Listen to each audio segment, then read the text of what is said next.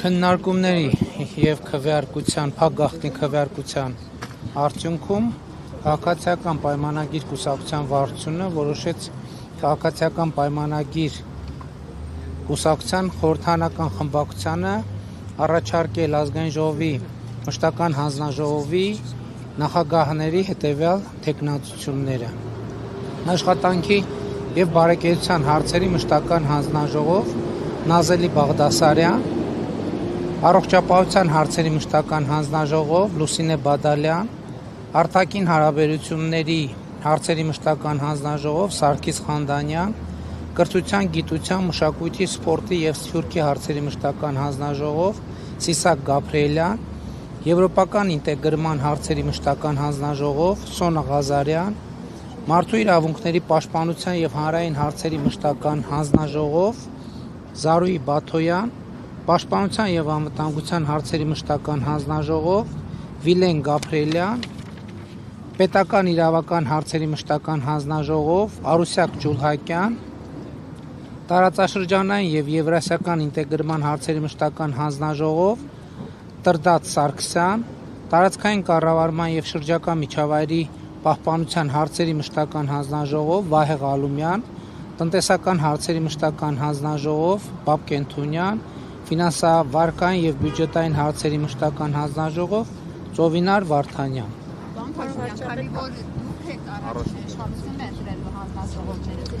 Էդ էլ ներողություն, հազար ներողություն, էդ էլ ասեմ, որ այս ընտրությունը չի նշանակում, որ նշված բոլոր անձինք կընտրվեն հանձնաժողովի նախագահ, որովհետև գիտեք, որ որոշակի սկզբունքով դա կախված է նաև նրանից, թե ընդդիմության ներկայացուցիչները որ հանձնաժողովները կընտրեն, դե գիտեք, դա լրացուցիչ քննարկման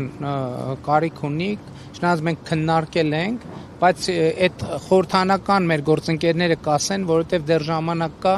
ինչ որ քննարկումներ կլինեն, այսինքն մենք քննարկում ունեցել ենք, որոշել ենք, բայց քանի որ դեռ ժամանակ կա, հնարավոր է ինչ որ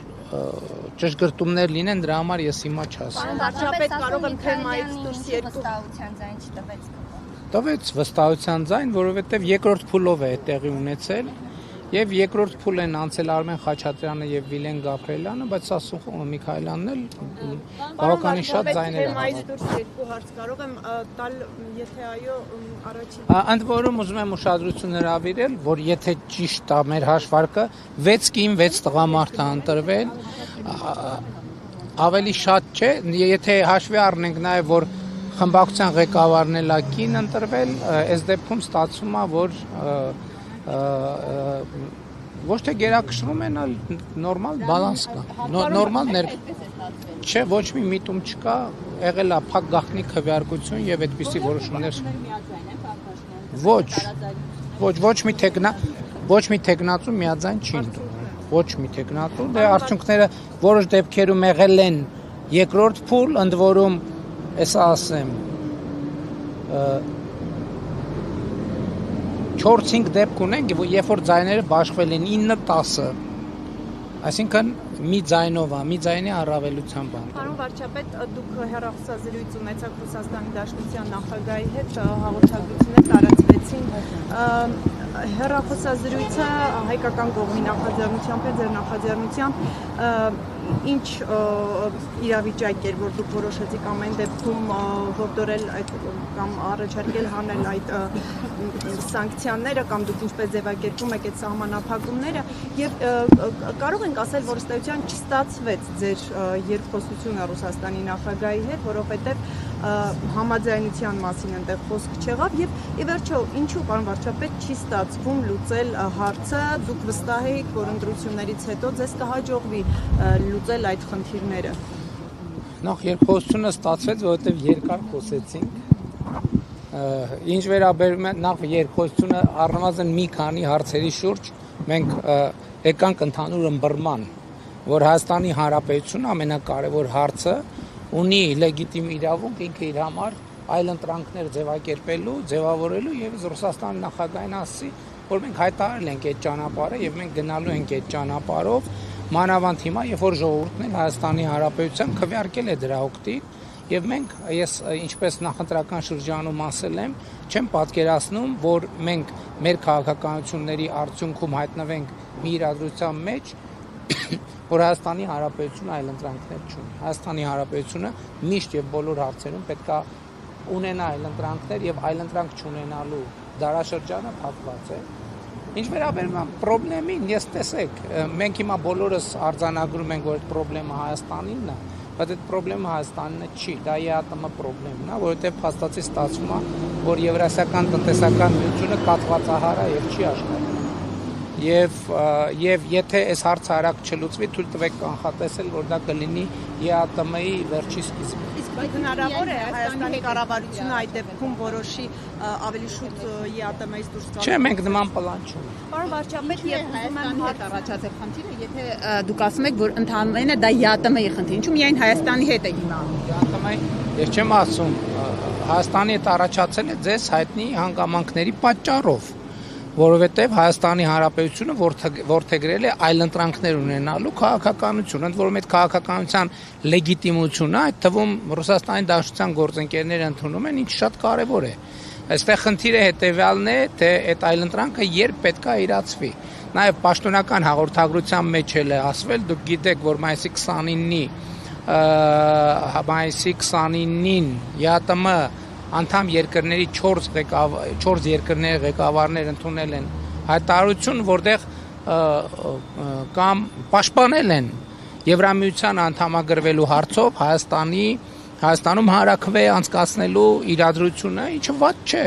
Այսինքն այդ օրակարգի լեգիտիմությունը ընդունել են, բայց ես ուզում եմ հստակ նաև Ռուսաստանի Դաշնության նախագահին եմ ասել, որ հանրաքվեն չի կարող տեղի ունենալ առանց դրա առարկայի ներկայության։ Հետևաբար այդ հանրաքվեն անցկացնելուց առաջ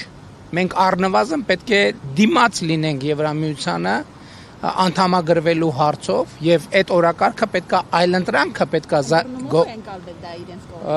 ես եկեք իմ դիրքորոշումների մասին ասեմ, որովհետեւ վստահ չեմ, որ այս հատվածում, բայց առնվազն այս process-ը կարծում եմ լեգիտիմ է եւ այդ process-ը մենք կտեսնենք։ Երկկողմ հաղորդագրությունները Աբովյանի հայտնվեցին աղմկահարույց պատմության մեջ, նրանցից մեկն էլ ազգային ժողովի փոխնախագահի տեխնացուի եղբայրն է։ Նրանց հետ կապված ամիսներ առաջ մամուլը տարբեր հրապարակումներ կար մամուլում, երբ ձեզ հարց ուղղվեց այդ մասին, դուք այդ process-ը առանց իրավապահների ուսումնասիրության որակեցիք մակուլատուրա, որը կարող են լրագրողները հանձնել իրավապահներին։ Հիմա ձեզ պատասխանատու չեք զգում, որ կանաչ լույս ըստ էության վառեցիք իրավապահների համար, ազդակ ուղարկելով, որ այդ անձիկ անձեռնմխելի են եւ տեղի ունեցածի համար նաեւ գուցե ձեր պատասխանատվությունը կա, որ իրենք դա ձեր մեկնաբանությունն է եւ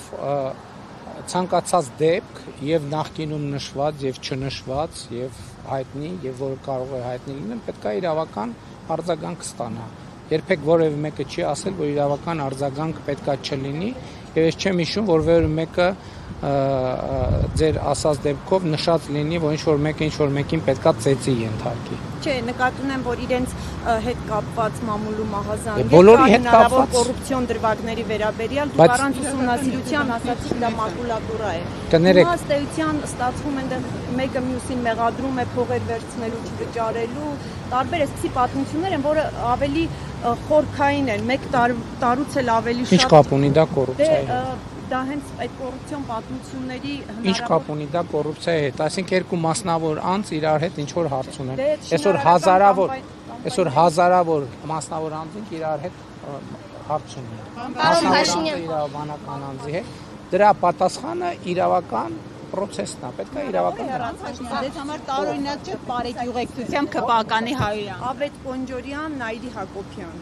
Բայց մեկը գործեցի համար է, մյուսին մեղադրում, մյուսը Հայոյանքի։ Գիտեք ինչ, Հայաստանի բոլոր քաղաքացիները օրենքի առաջ հավասար են եւ քաղաքացիական պայմանագիր կուսակցության անդամ լինելը որևէ մեկին առավելություն չի տալիս, բայց որևէ մեկին էլ չի նսեմացում։ Չէ, նկատեմ։ Այսինքն այդ չի նշանակում կուսակցության ներսում քննարկում չկա, եթե իրավական process-ների ավարտից հետո, եթե կլինի, այդպիսի դեպքեր եղել են միջայլոց, երբ որ իրավական գործընթացը գնացել, իրավական գնահատականը հնչել եւ մարդիկ են հեռացվել կուսակցությունից, դրանից հետո կամ դրանից առաջ դատապարտվել են, այնպես որ դա եթե նման իրավիճակ Հայկ Կոնջորյանի տեխնատության հարցը չի վերանայվի։ ինչի պետք է վերանայվի։ Դե ընտանիքի անդամների հետ կապված պատմություն։ Մարդը յուրաքանչյուրը պատասխանատու է իր արարքի համար եւ եթե այս պայդրությամբ չկա որևէ ինֆորմացիա, որ Հայկ Կոնջորյանը կարող է Ուղեկցության պարոն Փաշինյան, նորմալ է ԿՊԱԿ-անի հայոյանքը, այդ փաստը, որ դուք տեսաք տեսանյութին, դες մոտ ինչ ասում։ Չէ, գիտեք Նորմալ է դա։ Բարեկը գիտեմ, ես չեմ տեսել, բայց կուսակցությունը ունի ինստիտուտներ, վերահսկող հանձնաժողով, եթե դեպք լինի վերահսկող հանձնաժողովը կքննարկի եւ կներկայացնի վարչության։ Պարոն Փաշինյան, Ռուսաստանի Դաշնության նախագահի հետ հեռախոսազրույցից հետո երկկողմ հաղորդագրություններում չնշվեց շնորհավորանքի մասին որևէ բան, շնորհավորել է ձեզ Ռուսաստանի Դաշնության նախագահ ընտրություններում։ Ինչ է կարծում, ինչու չի շնորհավորել։ Չի ուզել, չի շնորհավորել։ Ձեզ համար կարևոր է, պարոն Փաշինյան, կարևոր է ձեզ համար իր շնորհավորանքը։ Գիտեք ինչ, եթե այդտեղ հարցկային ում հետ էր խոսում։ Ձեզ այդ զրույցում ասում եք ձեզ շնորհավորել եք, թե չէ։ Չի շնորհավորել, բայց ինքը ում հետ էր խոսում։ Հնարավոր է։ Պայմանավորված։ Փաշինյան կաթողիկոսին հրավեր կուղարկեք ազգային ժողովի անջանիք։ Համենայն դեպս մենք քննարկումներ, շփումներ անպայման կունենանք։ Ասել եք հուլիսի երկրորդ կեսին գնալու Գնացի։ Գնացել եմ։ Հələ նույնիսկ ոչ թե երկրորդ, այլ առաջին կես։ Չէ, Պուտինի հետ հանդիպում։ Այս պահին մենք խոսել ենք, որ կհանդիպենք առաջիկայում, բայց դեռ կոնկրետացված չէ։ Դե ես չեմ կարող Ռուսաստանի բոլոր քաղաքները նախագահի հետ հանդիպումը եւ արդյոք այս հեռախոսազրույցի ժամանակ ռուսական կողմը ձեզ վերջնաժամկետ տվել է հանրաքվեի անցկացման վերաբերյալ եւ Ռուսաստանի Դաշնության արտաքին հետախուզական ծառայության ղեկավարությունը հայտարարություն է տարածել, նշելով, որ եվրոպական երկրների ղեկավարները տեղեկացրել են ԵՄ ղեկավարությանը, որ պատրաստ չեն եվրոպական երկրների շուկաները բացել հայկական ապրանքների առջև։ Սա ինչպես է մեկնաբանում։ Նախ վերջնաժամկետների հետ կապված խոսույթը ընդհանրապես անընդունելի է։ Մեր ինքնիշխան իրավունքների հետ կապված մենք ինքներս ենք որոշումներ կայացնում եւ այդ առումով ես արդեն ասացի, մենք պետք է որոշենք, երբ մենք հանրաքվե անենք, երբ չանենք։ Եվ ես ասացի, ինչ պայմաններում այդ հանրաքվեն կարող է տեղի ունենալ։ Հետևաբար այդ մասով խոսակցությունը տեղին չէ, ինչ վերաբերվում է Եվրամիության հետ մեր հարաբերություններում, այդտեղ մեր ինֆորմացիայի աղբյուրը եվրոպական երկրների հետ մեր շփումներն են եւ ոչ թե երրորդ երկրների հետախուզական ծառայությունները։ Ժորժան, եկեք ով հարց չի տվել, իրանք տանել են։ Կաթողիկոսին Դուք տվել եք Ես կաթողիկոսին հրավեր լինելու է անջանիք նիստին մասնակցել։ Գիտեք իմ մասնակցությամբ ում նկատի ունեք կաթողիկոս ասելով։ Ես այդպիսի կաթողիկոս չեմ ճանաչում։ Իսկ ով է Ոչ տեղյակ չեմ։ ձեր աշխատակազմը ով է ղեկավարել, ասեք Լիլիթ Աշխատակ, այո։ Լիլիթ Մակունցը որոշում Պարոն եք, որ Փաշինյան, իսկ գերատեսչությունների ղեկավարները վերանշանակվելու են, օրինակ Արփինե Սարգսյանը, Սուրեն Պապիկյանը, մասնավորապես վերջին շրջանում դուք իր աշխատանքից գոհ եք, ոչ մարտական պայմաններում 8-րդ զոհն է։ Այո, վերանշանակվելու են եւ կարծում եմ, որ այդ թվում զորահանդես Հայաստանի Հանրապետությունում մայիսի 28-ին տեղի է ունեցել։ Բայց բանակում խաղաղ պայմաններում ավան։ Ցավոք սրտի, գիտեք, Ինչպես եք տեսնում, պարոն ես դրա լուծումը տեսնում եմ մեր հանրության սոցիալ հոգեբանության փոփոխության մեջ, որովհետեւ ես էլի առիթ ունեցել եմ ասելու, բանակում տեղի ունեցող երևույթների մոտավորապես 70%-ը ստեղծվում է ծագումնաբանությունը բանակի հետ չի։ Այսինքն կազմը մեղավորություն չունի 7 ամսում 8 զոհ ոչ մարտական պայմաններում։ Սպայական կազմը իր մեղավորությունը ունի, բայց ելի եմ ասում, ամեն առանձին դեպք պետք է առանձին դիտվի, բայց ընդհանուր առմամբ երևույթի վերաբերյալ իմ դիրքորոշումը առաջին անգամ չէ, որ ասում եմ։ Եվ դա իհարկե խնդրեմ է, որը պետք է լուծենք, բայց ցավոք սրտի այդ նախարարներ են փոխվում, նույնիսկ իշխանություններ են փոխվում, բայց այդ խնդրեմը շարունակում է ներկա մնալ։ Բայց դուք էլ փաստորեն չեք կարողանում լուծել ձեր իշխանությունները։ Նշանակում է, որ խնդիրները շատ ավելի խորն են, քան մենք ընդհանրապես սովորենք այդ խնդիրների հետ առաջ։ Դուք էլի հարց տվել եք, ուրիշ ով հարց։ Նախընտրական քարոզարշավի ժամանակ Վաղնել եմ ես բրիֆինգ ունենալու, դուք էլ ընդեղ եք լինել։ ընդդիմադիրները մեծ խոսում էին, ոմանք նույնիսկ արդեն կառավարություն էին ստեղծել, վարչապետում էին եւ այլն, հետո եկան եւ մանդատները վերցրեցին։ Ինչպիսի աշխատանքները պատկերացնում ազգային ժողովում նոր են։ Դե գիտեք, եկեք շատ չի մնացել էլի։ Գնանք աշխատենք երևա, եկեք կանխատեսում չանենք։ Շատ լավ, վաղ կհանդիպենք։